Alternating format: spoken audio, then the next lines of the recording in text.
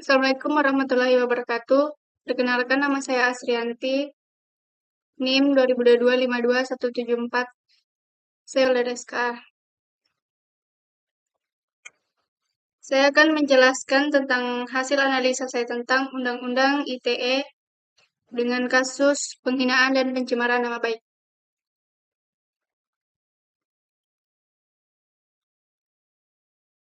Kasus dalam putusan.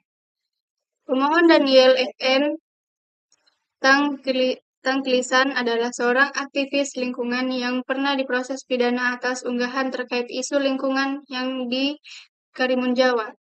Ia dituduh melanggar Pasal 28 ayat 2 JO, Pasal 45A ayat 2 Undang-Undang ITE 2016 atau Pasal 27 ayat 3 JO, Pasal 45 ayat 3 Undang-Undang ITE 2016. Namun, Pengadilan Tinggi Semarang melepaskan pemohon putusan bebas. Jaksa mengajukan kasasi, namun Mahkamah Agung menolak kasasi dan putusan bebas inkrah. Pemohon lalu menggugat Pasal 27A dan Pasal 28 ayat 2 Undang-Undang ITE 2024 ke MK karena merasa menjadi korban penerapan pasal karet. Barang bukti.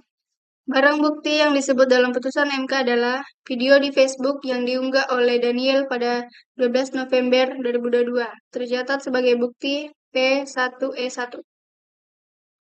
Modus yang diberikan.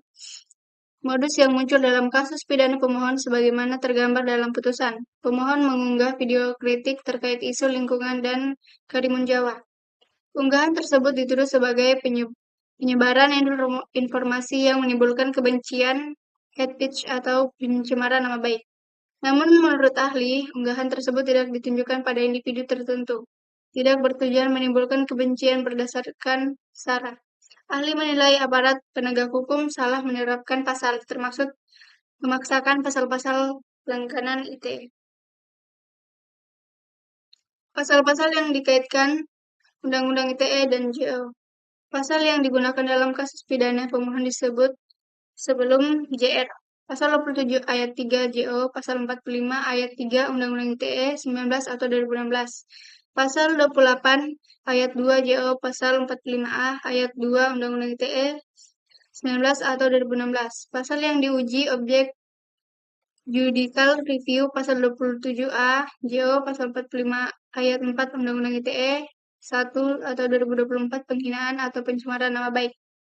Pasal 28 ayat 2 JO, Pasal 45 ayat 2 Undang-Undang ITE atau 1 2024 hasutan kebencian sara. Pemohon menganggap pasal tersebut tidak jelas, kabur, dan menimbulkan potensi kriminalisasi. Ahli dalam kasus. 1. Bambang Haryumurti.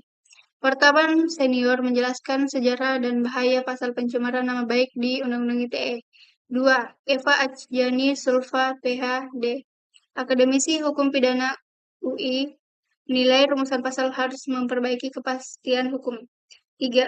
Dr. Herlambang Perdana Wiratman, ahli HAM dan kebebasan berekspresi, menegakkan kasus pemohon adalah bentuk salah kaprah penegakan hukum pasal digunakan lentur atau karet.